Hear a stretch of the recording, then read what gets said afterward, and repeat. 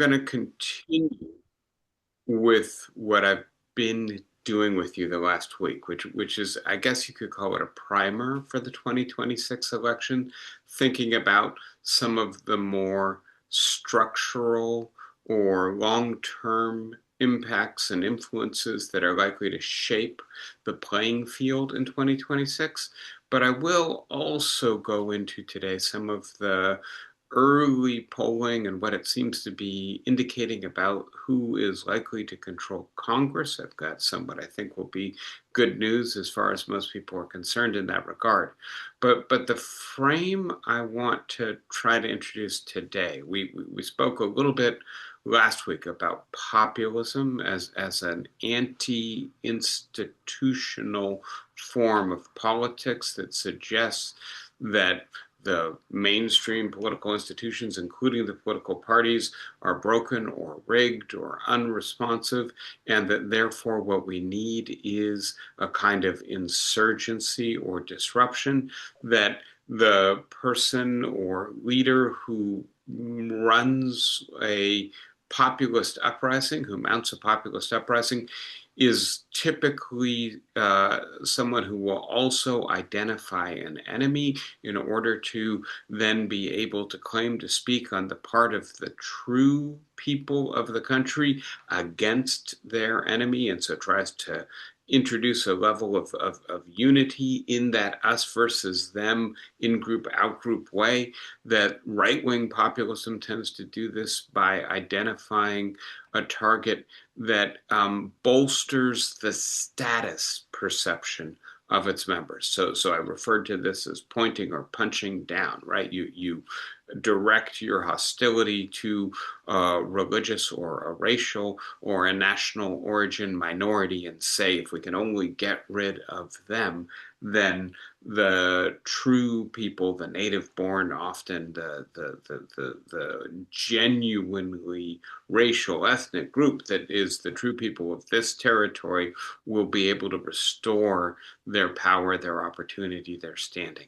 And that there does seem to be some evidence in 2026 that in addition to the right-wing populism that Donald Trump has made the brand of the Republican Party during his ascendancy and consolidation of power within that party, in addition to that, that there's some movement in the direction of left-wing populism in the Democratic Party, not exclusively, but often under the label Democratic Socialists. I didn't have a lot of time to say this with you last week, but the idea that Democratic Socialism is probably more a label than a coherent policy program, and that the label is a way of signaling that the Democratic Socialists are not mainstream Democrats. They're something different because the mainstream party has become corrupt, been bought and sold by the donor class that also owns the Republican Party. And what we saw last week, especially in Wisconsin, is a DSA candidate not doing as well as most of the polls expected. And I do think, right, when all things shake out, we're going to have, I don't know if it's a dozen or maybe a few more, but not a lot of Democratic Socialists or left-wing populist candidates running for Congress under the Democratic banner in 2026. So that movement may be starting to take shape, but it's certainly not all the way there. One thing that I think would be essential for it to really take hold would be for a Democratic populist to gain the nomination for the presidency on the Democratic ticket in 2028. And I'm not calling her a Democratic populist, but she certainly has some of these tendencies. Alexandria Ocasio-Cortez might be someone who would do that. Obviously, Bernie Sanders, in certain respects, did this in 2016. And so there does appear to be something of an appetite. Today, I want to transition into a different way of thinking about this. It's closely related. Why are the populists in the Republican Party now completely ascendant? Why is there perhaps willingness on the Democratic Party to start dipping its toes into the populist waters as well? Well, I think it's because the mainstream parties no longer seem to be responsive to the needs or the interests, the urgent claims of their constituents and voters. And so I take that as a baseline for American politics in the 2020s. And I want to go back to the question of how does this influence then the midterm elections for control of Congress, especially in 2026. And here I have on the board images to represent four different scenarios. One of them is what I would call the seesaw scenario. It is the scenario in which one party's prospects go down almost automatically, kind of a hydraulic mechanism. The other party's prospects go up. The Republicans are saddled with a deeply unpopular president who seems to be unapologetic and unwilling to pivot away from his unpopular policies. We've got the recent reporting on what's happening on the USS Abraham Lincoln, that there's, no potable water, that their mess lines are taking them hours to get their food. They don't have toothpaste. And that the president, when asked, do you think they've been at sea for too long, says no, the opposite. They need to be there longer, right? No apparent willingness to believe what not, right, MSNBC, but what Stars and Stripes, the military newspaper, is reporting about conditions on that carrier, right? And so the idea that he has said, we're going to just keep up the economic blockade on Iran, that we're going to escalate this. If anything, he is unwilling, incapable maybe of changing course in a direction that allows him perhaps to address some of the concerns from his own base about the way in which he's led the country. And so that seems to be the perfect recipe for the Democrats doing really well in 2026. We'll look at some of the polling evidence and see that that does appear to be what the polls are telling us. And yet, the second scenario, the scenario that we began to discuss last week, is the broken seesaw. The Democratic Party brand is so badly damaged. And I shouldn't put it that way. That's the way many political scientists put it. I think I want to be a little bit more direct and substantive. That the Democratic Party's candidates are not perceived to be a credible alternative to Donald Trump. That they may be, right, not Donald Trump, but that doesn't mean that they're better than Donald Trump. And in certain respects, it appears many voters think, even though they're saddled with this terrible president, the Democrats would be even worse. And so voters may just stay home. By the way, if the Republican voters stay home and the Democratic voters turn out, then you do have a seesaw. But if the Democratic voters are likewise discouraged, then you really don't have, right, the translation of Republican unpopularity into Democratic popularity. Another kind of election is referred to as a pendulum election. I've got the closest image to what I can remember of the pendulum in the Science Museum in Golden Gate Park from when I was a kid, right? That the idea that there are longer term movements in public opinion in the United States, that in the 1960s and 1970s, opinions swung to the left. And although there were still conservatives, even the conservatives got moved closer to the left by the overall directional shift in public opinion in the United States. And then the pendulum swings the other way with Ronald Reagan in the 1980s, and the question of whether or not we might be having swung quite far to the right under, in particular, Donald Trump in the last decade, ready for public opinion to move further to the left on issues like redistributive taxation or pro-union legislation or getting money out of politics, on anti oligarchic policy proposals like a wealth tax. Is there a growing tide of public opinion? And in a sense, then, the question of whether or not the Democrats will be able to take advantage of the unpopularity of Donald Trump and the Make America Great Again movement, which has really taken over the Republican Party, will depend on whether or not they credibly field candidates who meet the movement in public direction in a progressive or redistributive or leftist or anti-oligarchic direction, or not, right? And so the Republican Party is losing its support. Can the Democratic Party gain it by shifting into policies that better meet the mood of the electorate? A third scenario here is a realignment election. And so I got an image that's supposed to represent musical chairs, right? And we are perhaps in the middle of a realignment movement.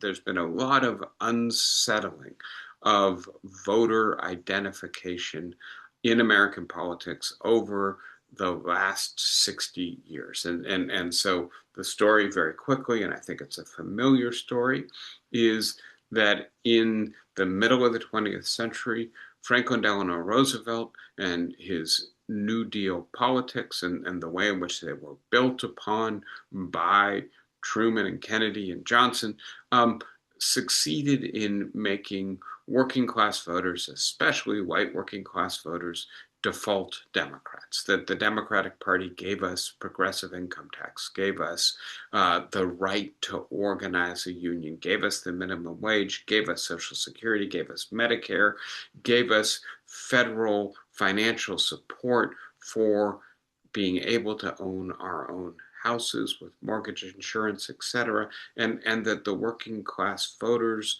recognize the Democratic Party's role in making them middle class and economically secure, maybe even prosperous. And so there was this long-standing identification of working class voters with the Democratic Party.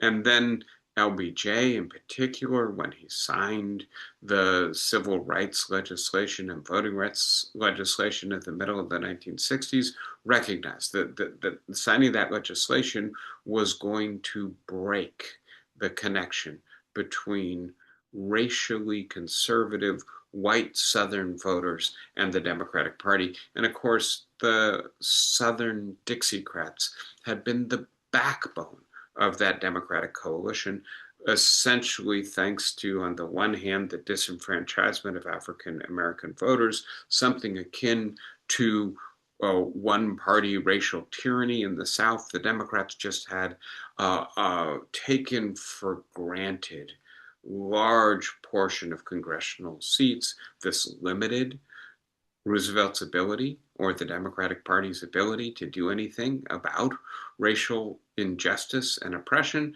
but it gave them a really solid foundation for electoral competition and control over Congress. When Johnson signed that legislation, slowly but surely, the white Southerners moved away from the Democrats and into the Republican Party.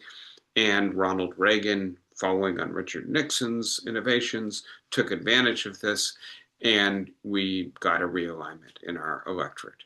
We then have, the two most recent Democratic presidents before Biden, Clinton and Obama, being seen as in favor of free trade and globalization. This is in part via policies like signing the North America Free Trade Agreement, in part via the way they presented themselves, the way they spoke, their milieu that they come out of. They seem to be individuals who were at home with an increasingly globalized world.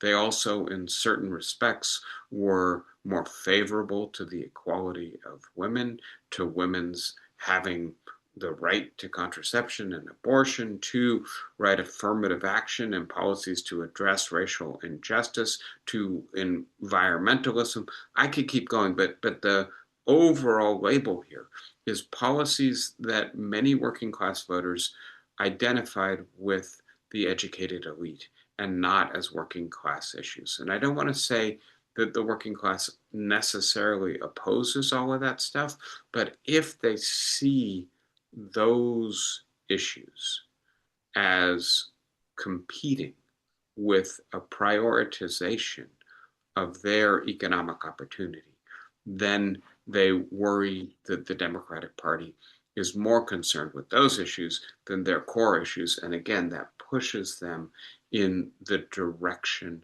of the Republican Party. So the idea that the Democrats did civil rights and then did globalization and then got more concerned with environmentalism, this is all part of this realignment.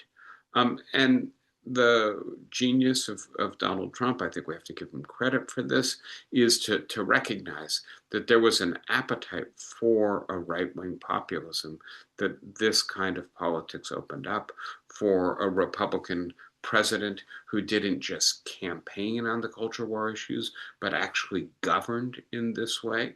And so this really drew more previously disaffected, alienated, and therefore not voting working class voters, especially white working class voters, but in 2024, Latino and African American, especially men who have less income, less education, into the Republican coalition.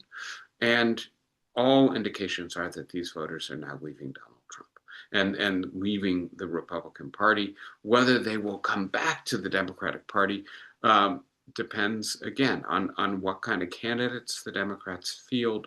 But I think that the deeper question here is there an opening to reshuffle the electorate again, to reassemble a more stable coalition, something that neither party has had great success in doing over the last decade?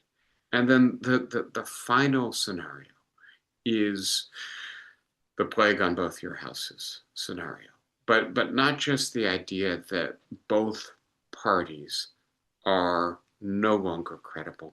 They don't seem to have the capacity to deliver the policies and for those policies to have the effects that voters want. And so they just withdraw credibility, support, mobilization for either of the parties, but maybe the system as a whole as well.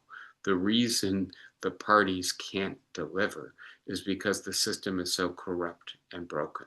And if that's where we are in 2026, I want to say all of the polling data that I'm about to share with you may not be especially predictive because it assumes the hydraulic seesaw or pendulum swing or realignment model, not that voters are actually withdrawing their attribution of legitimacy to the system that structures their political participation as such. So that's the framing that I want to explore today.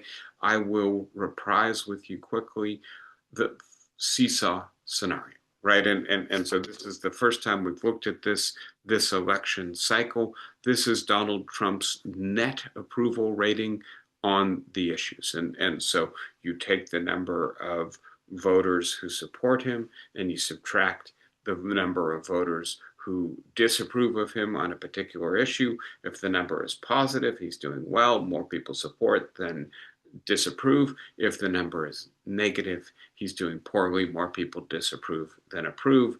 On immigration, negative 12%. And I spoke with you about this right as Donald Trump was being inaugurated president for the second time, this iron law of American politics in the 21st century, that presidents misinterpret their mandate in this closely divided, negative partisanship atmosphere. They very often think they have a strong mandate to pursue their most aggressive agenda, or at least that's what they claim in order to be able to enact an ambitious policy agenda. But in fact, the voters have voted for them for less dramatic reasons. I think immigration is a really good example of this. Donald Trump has gone from being quite popular on the immigration issue, and you can see plus 10 to negative 12, right? And we see the movement in the polls up to the point where 60% of the electorate either strongly disapproves, and that's the largest category, 49%, or somewhat disapproves. And the issue here, and I'll just unpack this for a second with you, is that when Donald Trump was elected, this was one of his strongest issues, this plus inflation. And the idea I think that many voters had was, in the first instance, that under Joe Biden, immigration had become disorderly. Too many people were coming into the country. They were overwhelming the capacity of the cities or areas in which they were arriving to absorb them, given the inflow. And the idea that basically anybody who presented a claim to asylum could then get a hearing, and our system was so backlogged that meant they could stay in the country 6 or 7 or more years.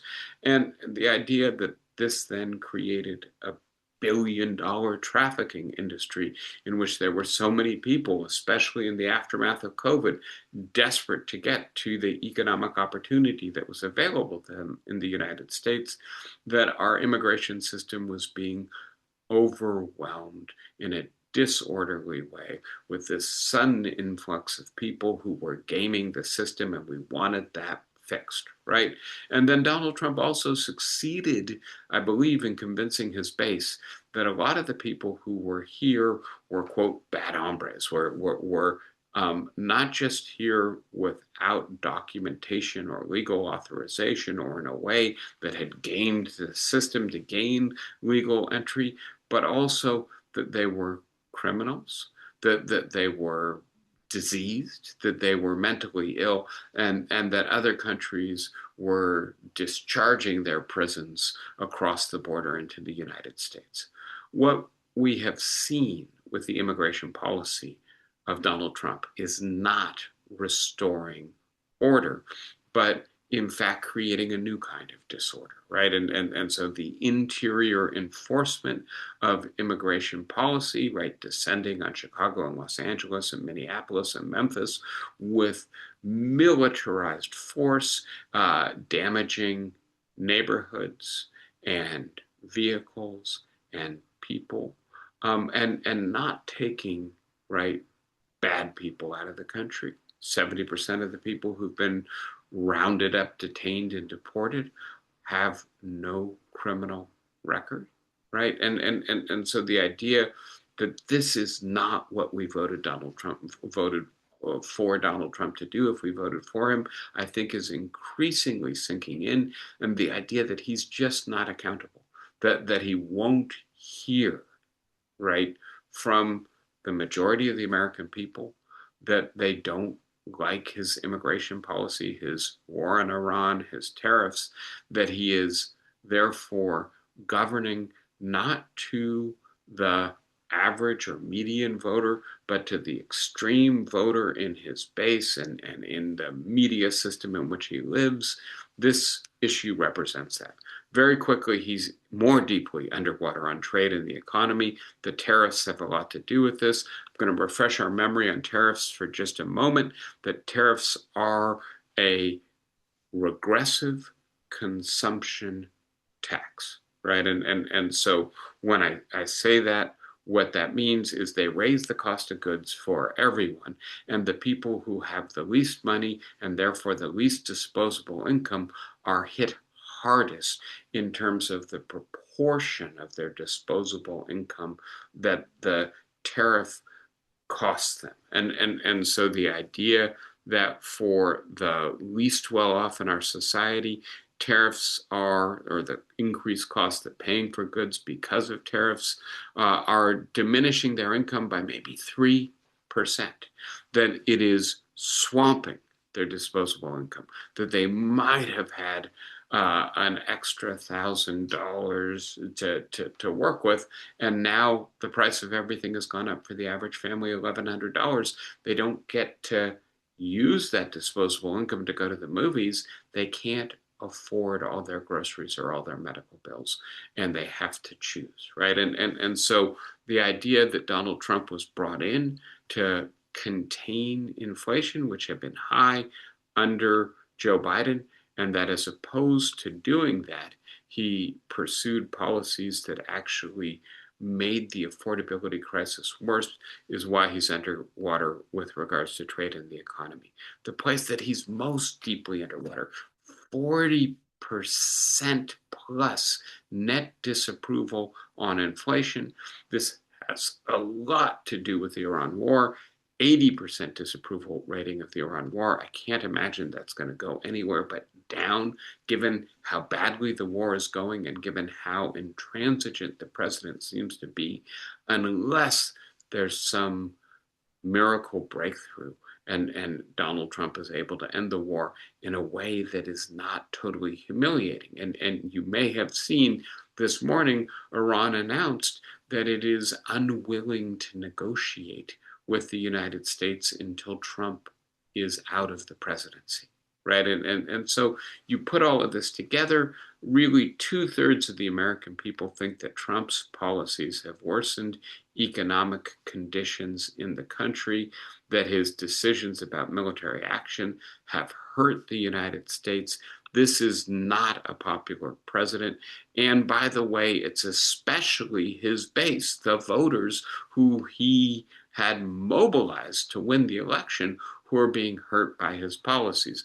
They're losing their health care insurance because of what the One Big Beautiful Act did to the subsidies for the Affordable Care Act. They're losing Medicaid and their food or nutrition benefit supplemental assistance, and the idea that this is primarily by making the paperwork to qualify for these programs more onerous, a kind of time tax that was built into the bill, would lead many people who are otherwise qualified to lose the benefit. That is now happening.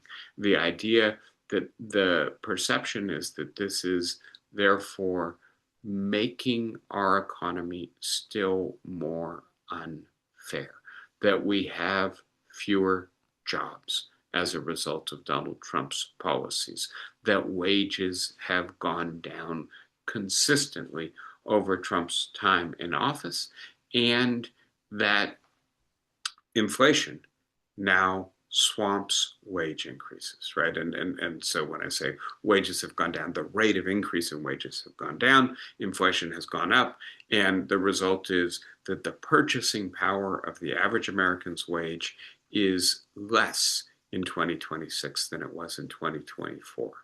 Very quickly, to get to the war, we have the president acting increasingly in ways that seem to be dissociated from reality. The idea that he denies the conditions that are widely reported on the Abraham Lincoln, that he denies that we're running low on some of the really important categories of munitions, like our interceptor missiles. The idea that he asserts on social media that we have total control over the Strait of Hormuz, that we will continue our naval blockade. This seems to be the new strategy, just right, coerce economically, economic warfare, Iran into surrender. And by the way, Iran is counterattacking by closing the Strait of Hormuz. Diesel prices are way up.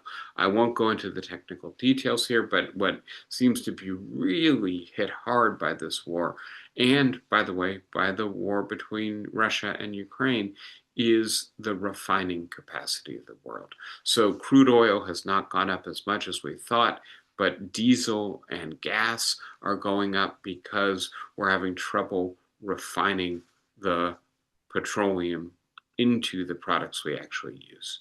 All of this to say, and this looks very familiar, although it is updated, that Donald Trump is deeply unpopular and that the Democrats are benefiting, not to the degree that you would expect them to benefit if this were just a straightforward seesaw. The fact that the Democrats are also unpopular, mistrusted, perceived as unaccountable means that the percentage of support for the Democrats is not as high as we thought it might be.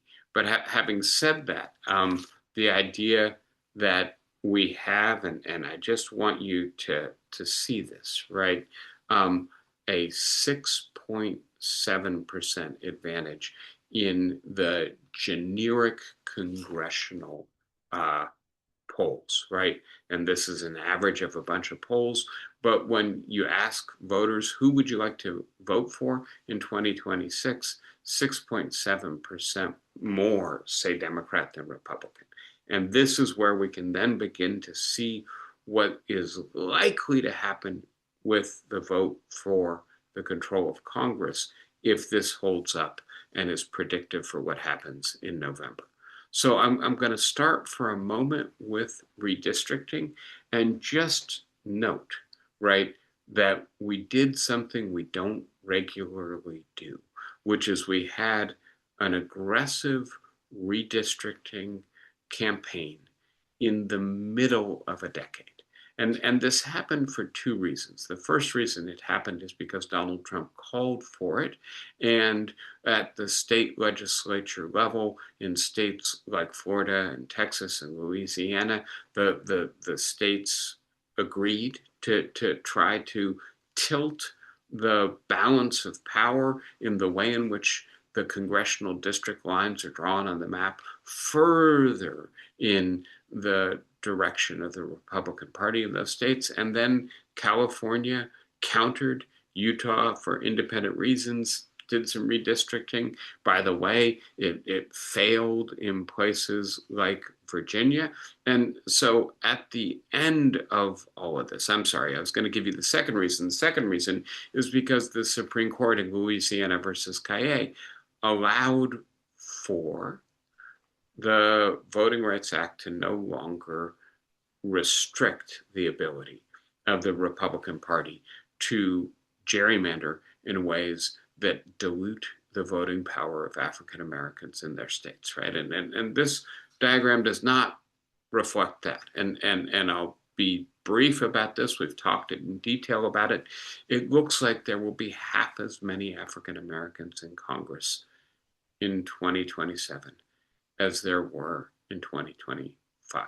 And that is its own crying shame, deep injustice. It's the return of racial disenfranchisement under the guise of partisanship.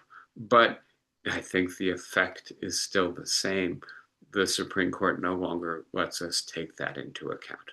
But once we add all the numbers up, it looks like the Republicans won this battle by something like 10 to 15 seats that are now more likely to go Republican than Democratic. And the result of this, one way to measure this, is where is the break-even point for the Democrats? How much do they have to win the popular vote by in order to control Congress?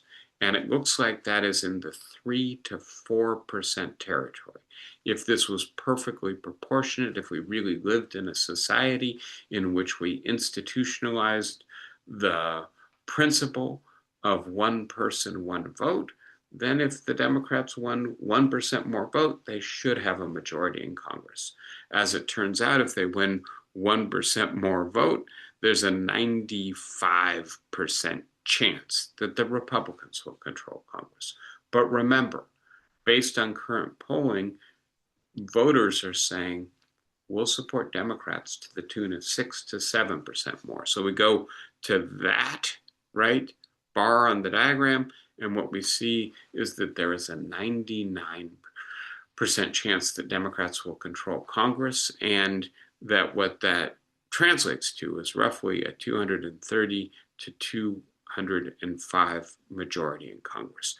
That reflects the fact, right, that our congressional districts are so carved up that the vast majority of them are non-competitive, that what is, in essence, almost a tidal wave election is not going to deliver anything other than a narrow but workable governing majority to the Democrats if this is a seesaw election. Turning to the Senate for a moment, and here I'll just start out with the observation that at the beginning of this election cycle in late 2025, most political scientists and pollsters thought there was very little chance that the Democrats would control the Senate, that the seats that the Democrats would need to flip were just pretty safe seats for the Republicans. The seats that the Democrats would need to defend were actually in purple states, and so easier for the Republicans to pick off than for the Democrats to defend. And the last 7 months have absolutely changed this. And I think it has an awful lot to do with the Iran war and the cratering popularity of Donald Trump and the total support for Trump and complete identification with Trump of congressional Republicans. And so to begin with, remember where we are, 6 to 7%. And right, the idea that that now seems to most likely produce a 50-50 split in the Senate. And the bad news I'm sure you're aware of is if that is the case, the tie-breaking vote goes to the vice president, and so the Republicans will still control the Senate, although they will have really not much of a working majority. But the people who collate this data, this is the Nate Silver report, actually think it's more likely that the Democrats are going to get a bare majority, 51 to 49, and this is still right very close, but right, the Democrats need to hold all of the seats where there is a chance the Republicans could gain. So that means Michigan, New Hampshire, Georgia, and Minnesota. And as you can see, so far, the Democrats look like they're pretty safe in all of those seats. And then they need to pick up, I believe it is 5 seats from the Republicans. And right now, what you can see is that it looks very likely the Democrats will pick up North Carolina, pick up Maine, and that's despite all of the turmoil in that race when Graham Plattner had to drop out, still a 70% chance that Jackson is going to win based on current polling data. Tellerico in Texas appears to be ahead, and Jared Brown in Ohio also appears to be ahead. Can the Democrats pick up Iowa or Alaska? Not currently looking like it's in the cards, but this should be enough to get them to 50 or 51 votes, which is a much better outcome than many people had assumed. All right, so we've looked at the seesaw, right? And please note that all of the conventional polling, I think, builds in that seesaw assumption. The Republicans are in trouble. The Democrats will therefore benefit, and that may very well happen, right? This is a midterm election. Donald Trump is not on the ballot, but so too no Democratic presidential candidate. And so you go candidate by candidate, state by state, district by district, and that does favor the seesaw dynamic. But let me talk now for a few minutes about the pendulum dynamic and the idea that, on the one hand, right-wing populism seems to be increasingly discredited, right? The idea that if we just get the immigrants out and if we tariff the world so that they stop taking our jobs, so that American goods can compete fairly, if we start using our military might, the world will respect us again.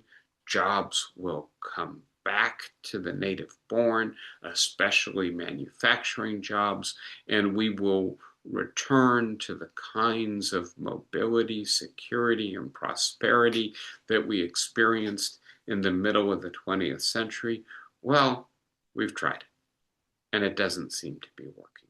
And I think the American electorate is shifting in the direction of not giving Donald Trump more time, of recognizing that although some of his supporters may still like him and the way in which he conducts himself politically, they do not believe his policies will work any longer. Will they therefore develop an appetite for left-wing populist policies? And so last week we talked about this as a kind of point up or punch up populism, which is to say it's an anti-oligarchic, anti-hyper-wealthy form of populism. The reason that the country has the problems that it has, the growing widespread precariousness of many working Americans, to take the clearest example, is because too much of our wealth, too large a portion of the pie goes to the hyper wealthy. They're unconcerned with the fairness of the distribution of income and wealth. They're unconcerned with the plight, the downward mobility, the precariousness of average Americans. And it's time to not try to work with them, the Clinton-Obama model maybe, but instead to tax them, and to tax them in ways that allow us to support the policies of redistribution, bringing back public funding for education, bringing back public support for building affordable housing, and at the same time diminishing their power over our politics. And so I start with that power over our politics. I note, right, that more and more money keeps going into our elections. The cost of running for Congress keeps going up. An increasing share of that money is dark money, and the majority of that money is now coming from the top 0.01% of donors. That the right mega donors are primarily supporting the Republican Party, that the product of all of this is a political system that is responsive to the economic elite and the interest groups who can afford to make big campaign contributions and hire lobbyists, but totally unresponsive to the average American voter. Let's fight fire with fire. Let's work to make the American economy more fair, and that's going to involve restoring the progressivity of our tax system, for instance. And so I'm going to start with what it seems to me, if the Democrats were to take advantage, if there really is a pendulum swing in American public opinion, what they would need to be talking about. And I would start with the idea that work has become less valuable to workers in the 21st century, right? And so the diagram here, I'm sorry that the top is cut off a little bit, but yeah, I'm trying to get up to the top and I end up going elsewhere. That paychecks have grown much less than stocks have grown, right? And you can see the value of work from 1990 to 2025 has barely budged. If you're lucky enough to own a home, you've seen that asset increase somewhat. But whereas wages have gone up, I believe it's about 7%, stocks have gone up 1,500% over the same time period, right? And so the idea that the wealthy are getting much more wealthy while workers, and please note the vast majority of the American population, 90% or more, get their income primarily from wages, not from investments. And so the vast majority of us have been left out of the dominant form of wealth creation of this last 30 years. This has been particularly pronounced in the last 6 years. And so again, right, in the post-COVID period, wages have barely budged, wages and benefits gone up slightly, corporate profits climbing quite substantially. And part of what we see here is that the wealthy have changed their investment strategy. They are, in particular, the top 1%, investing in and gaining capital gains and what are called S Corps. These are special tax code corporations meant to pass profits through without having any corporate tax whatsoever, right? And so we're about to get into this, but the idea that our tax code, instead of counteracting this, is encouraging the redistribution of wealth from workers to the already wealthy. There was a recent essay in the New York Times, Gen Z fell out of love with work. I don't blame them. Focus on this, that it's just really hard to imagine getting ahead or even achieving economic security in the United States in the 21st century from work alone because, right, wages and benefits are stagnant. And that what this means really is that relative to the top 10%, everybody else is falling behind, losing in terms of economic security, but also in terms of political power. Most of this is familiar, but that the idea is a growing sense that the American economy is just deeply unfair, right? And so the labor share in the non-farm business sector, it used to be workers got around 70% of the wealth that our society creates. And look at the way it has plummeted in recent years, down below 60%. That the top 1% have a third of the country's wealth, the top 10% have 2/3 of it, the bottom 50% have a negligible 2.5% of our wealth. That a large portion of our population is trying to live on $30,000 a year or less, while meanwhile the top, yes, 0.00001% now controls 12% of the income primarily derived from their wealth. And the idea that our tax system, rather than countering this, is encouraging and consolidating the oligarchic transformation of our economy. This seems to me to really indicate the opening for a much more progressive, much more redistributive kind of politics. And I take Zoran Mamdani, the newly elected mayor of New York City, to represent this. The idea that he is putting a tax on second homes, pied-à-terre, so-called, that he is exploring, trying to get some possibility for passing a wealth tax.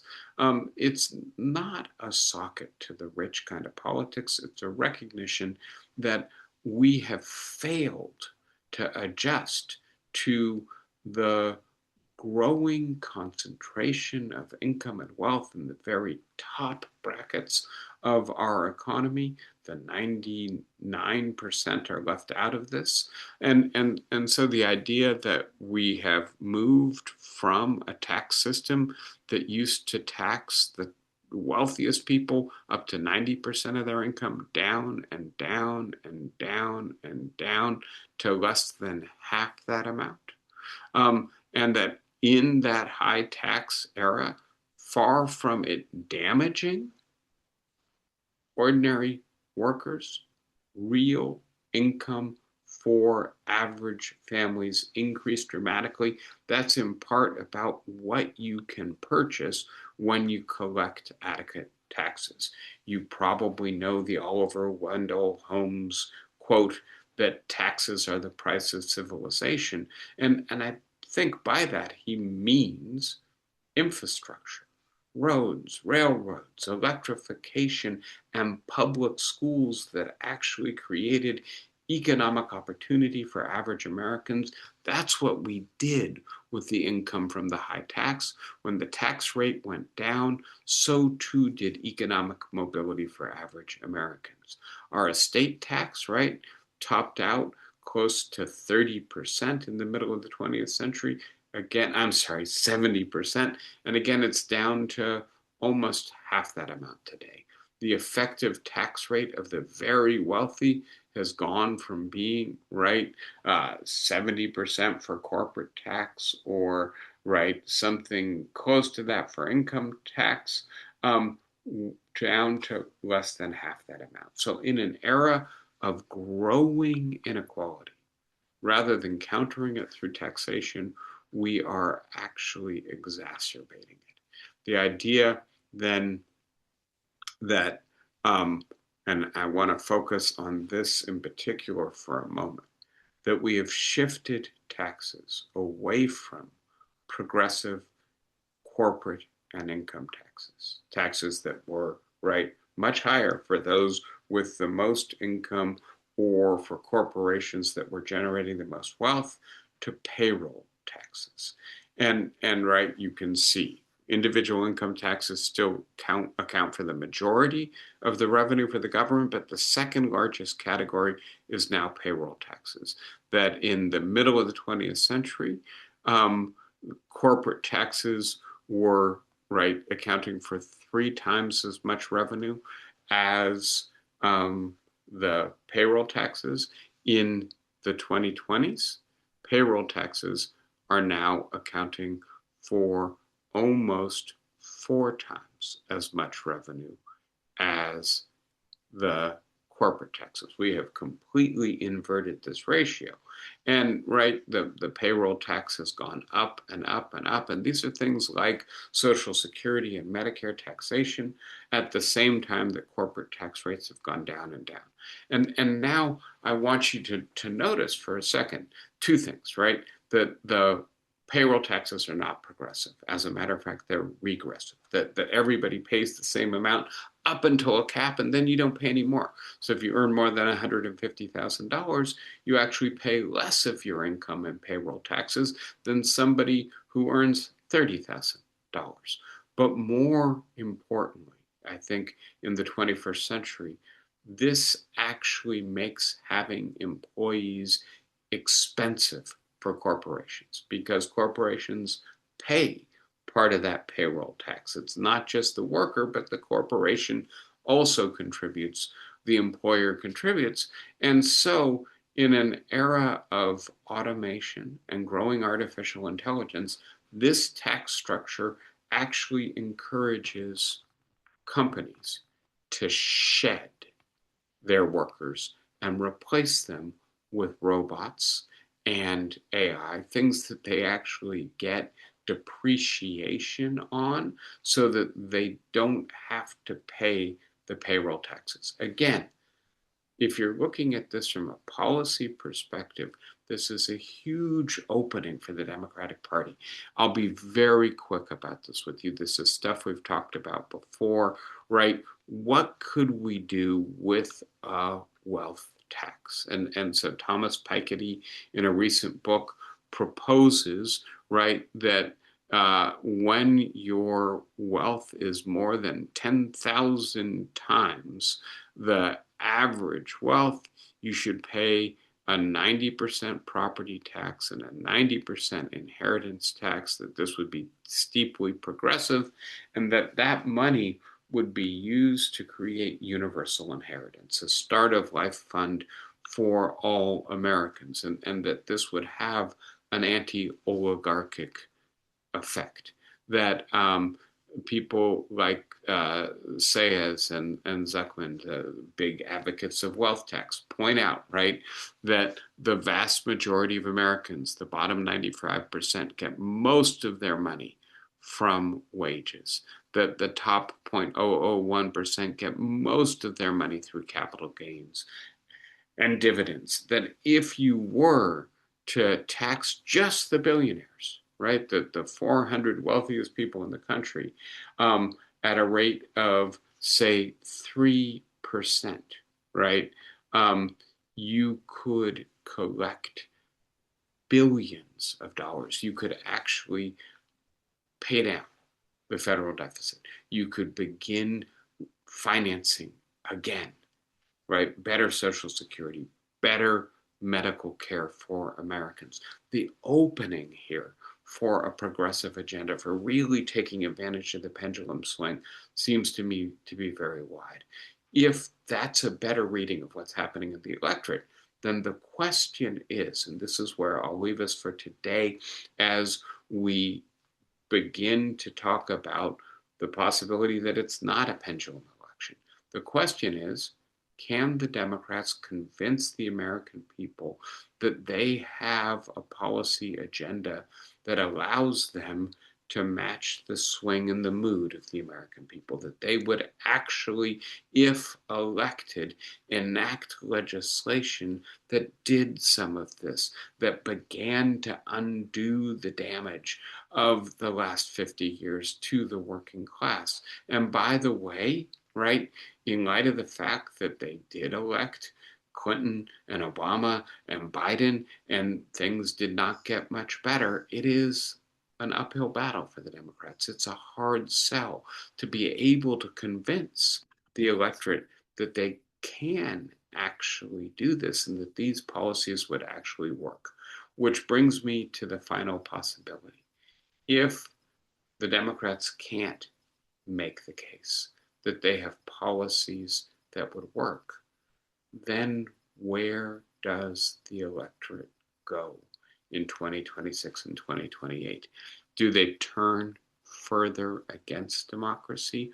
Or do the Democrats, in addition to the kind of policies I've been talking about, redistributive taxation policies, for instance, need to address not just the unfairness of the economy, but the brokenness of the political system if they're actually going to take advantage of the change in the climate of public opinion that I believe we can see. And I'll get to this next week, but there are more and more people saying that the political system is fundamentally corrupt, fundamentally unfair, fundamentally unresponsive. And I don't see that yet becoming the kind of political issue it should be if our political system is working to allow the parties and the candidates to address the most important concerns of the voters. Let me stop there for today. Imagine you have thoughts and questions. Who wants to start us out for today?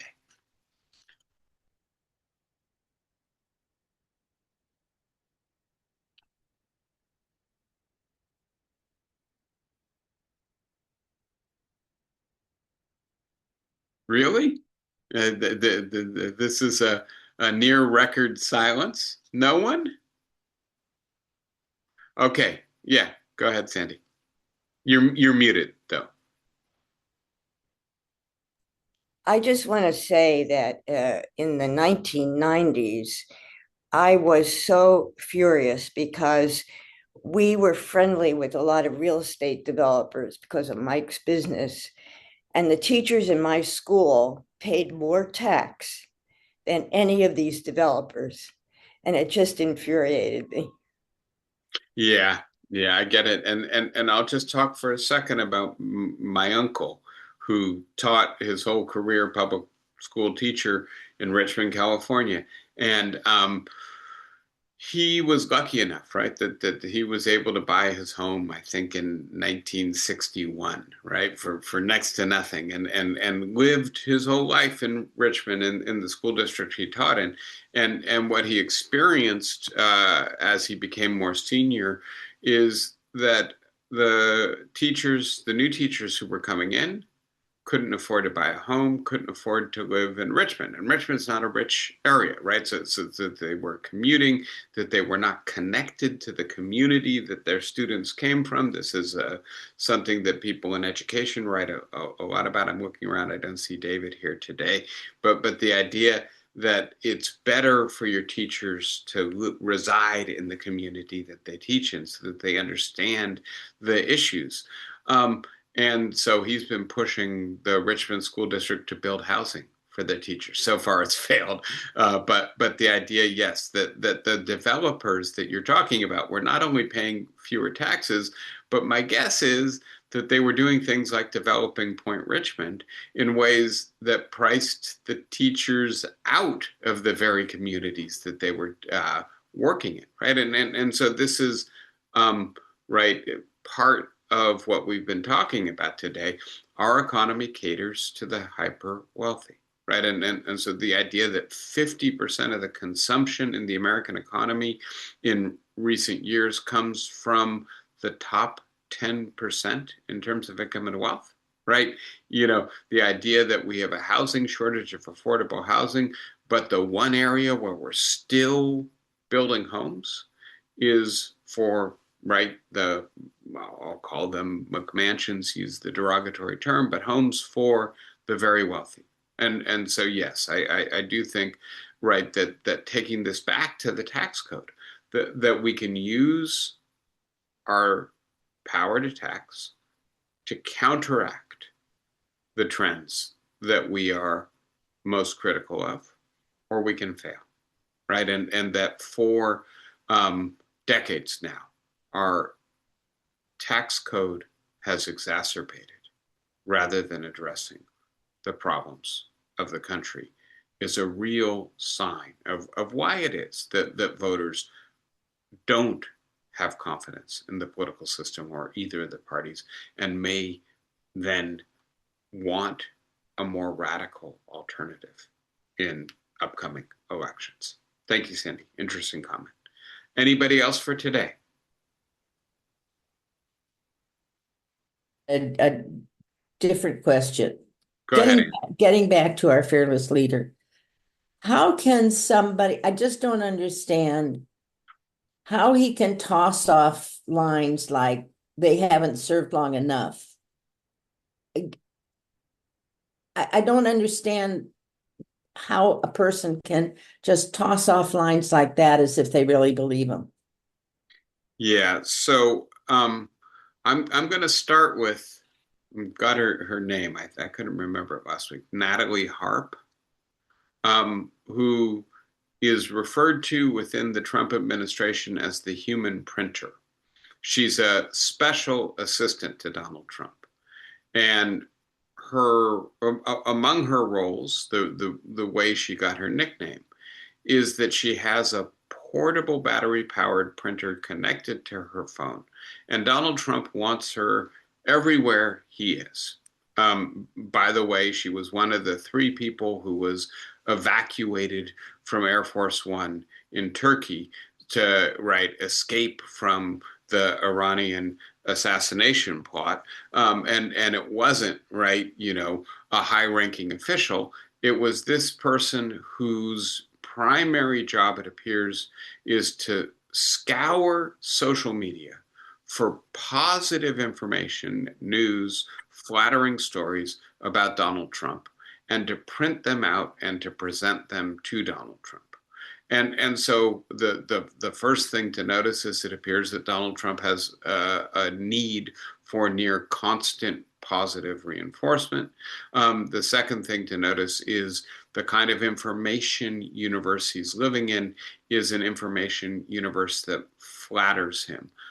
Maggie Haberman and Jonathan Swan in their recent book on regime change point out that Donald Trump seems to pay a great deal of attention to his personal wealth as the metric through which he judges his own success. And the fact that he's made a couple $1 billion in his second time at the White House is also encouraging him to think that he must be succeeding. He said to Tucker Carlson about Iran, "It will work out. Everything always works out for me." Right? So he does appear to have this self-perception mediated by people like Natalie Harp and the right-wing media ecosystem he tends to occupy, that things are working out, that things do work out, that he is succeeding, and that the criticism is fake news, right? And so it does appear to be dawning on Donald Trump that maybe really the contractor messed up the reflecting pool and not vandals, right? Or that we really do have a munitions shortfall, and that if we continue a hot war with Iran, we are going to run out of interceptors, and then we're going to be really vulnerable to their counterattacks, right? That's beginning to sink in, but then he's looking for people to blame. Who is it that misled me? As opposed to looking a little bit more self-critically. How is it that you managed to cut yourself off from essential information and feedback while making these decisions in the first place? And so, yes, he continues to act as if the alternative reality that he is constructing and that is being constructed by his staff and his aides and his cabinet is the reality of the rest of the people in the United States. And I think the wider the discrepancy between that reality gets, and there's a lot of movement in right-wing social media influencers away from Donald Trump, right? Tucker Carlson, Candace Owens, et cetera, really turning against Donald Trump in 2026. I think the more he maintains the insulation from the bad news, the more that chasm of disconnect between what Donald Trump thinks he can sell the American people and what the American people believes, the wider that chasm opens. And so, yeah, and I think you're on to something there. And I don't know, right? Does Donald Trump have a different gear, one that we've never seen? In the reverse gear, the gear that says I've made mistakes and I need to correct them. And it doesn't appear that he does.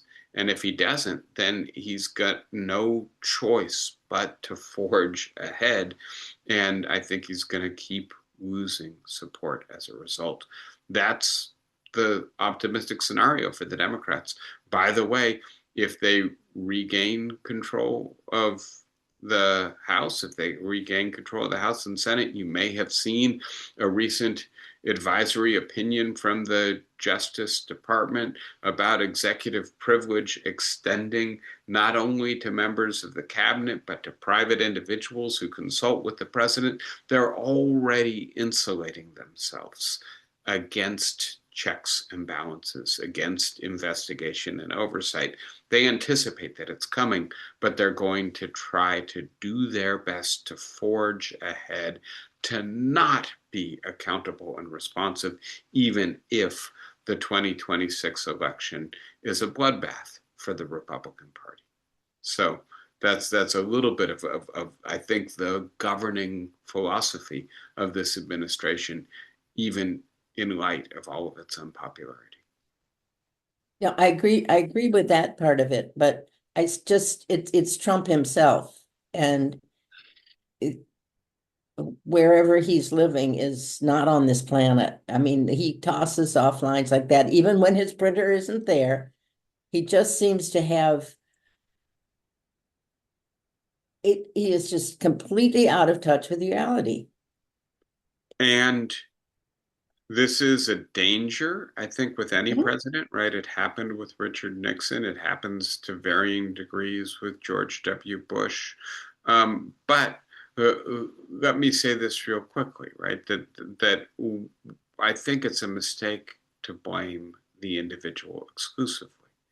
The party has become something akin to a personality cult, right? You know, well-functioning democracy with a well-functioning party system, what the Republican parties did to Richard Nixon would be something akin to what they could do in the 21st century to Donald Trump. They could push back. They could say, this is too far. Our primary obligation is to the Constitution, and the stuff you're doing is unconstitutional, right?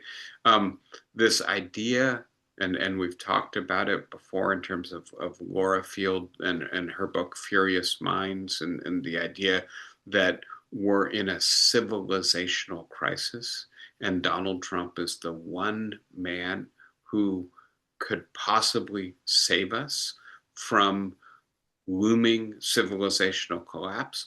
And therefore, all of his faults notwithstanding, and I do think many of these people are right, not putting their heads in the sand about his faults, we still have to follow him where he leads because he is the last best hope we have for saving this country from what the woke liberals are doing, which would destroy the country. So, yeah, there's a deeper problem than just Donald Trump. It's the mindset. And that mindset, by the way, isn't just there with the Republican Party, it's there on the Supreme Court too. And so checks and balances are breaking down. The parties are not doing the work they need to do. This leads us then to that fourth possibility, exhaustion. Has this political system exhausted its capacity to do what it needs to do in order to maintain responsiveness to voters, the rule of law, checks and balances, the basic institutional virtues that lead us to support it?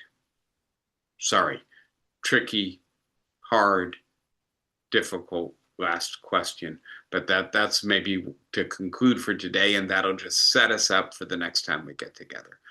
Hope you guys will have good weeks. Look forward to seeing you. It's a pleasure as always to have the opportunity to spend Saturday morning with you guys. Take care. Enjoy lunch. See you next Thank week. you. Bye, Thank you. guys. Thank Thank you. you, David. Bye. Pleasure as always. Thank you. Bye bye.